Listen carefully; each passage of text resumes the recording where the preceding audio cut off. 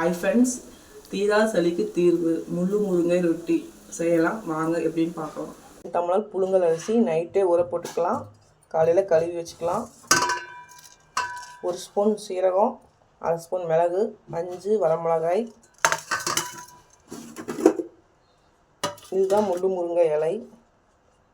இதை இப்படி கட் பண்ணிவிட்டு இந்த நரம்பை எடுத்துடணும். நரம்பை எடுத்துகிட்டு பிச்சு போட்டுக்கலாம். இன்னொரு டைம் பார்த்துக்குங்க. இந்த நரம்பை மட்டும் எடுத்துடணும். கட் பண்ணி இப்படி போட்டுக்கலாம். போட்டுட்டு இது 3ஐயும் அரைச்சிக்கலாம். இப்போ அரைச்சிக்கலாம். முதல்ல போட்டுக்கலாம். கொஞ்சம் கொஞ்சமாக போட்டுக்கலாம், அப்புறம் அரைக்காது.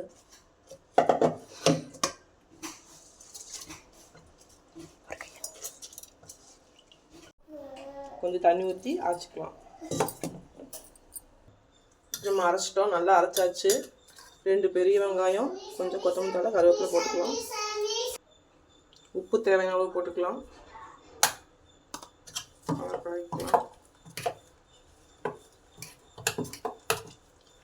நல்லா கலக்கியாச்சு.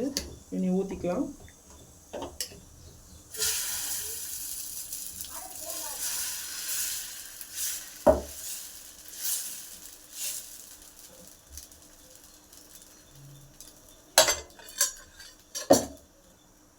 தேங்காய் தான் ஊற்றணும், அப்போ தான் சளிக்கு நல்லா கேட்கும்.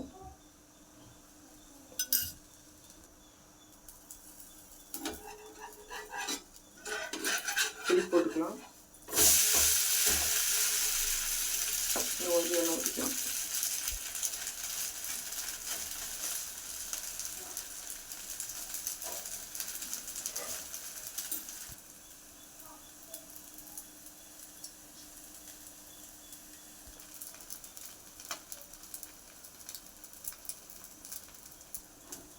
திருப்பி நல்லா போட்டுக்கலாம்.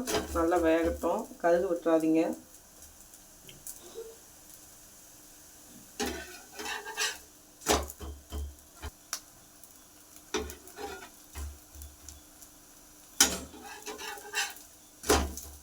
இதை காலையில் வெறும் வயிற்றில் சாப்பிட்டீங்கன்னா ரொம்ப நல்லது. சளிக்கெல்லாம் ரொம்ப நல்லது.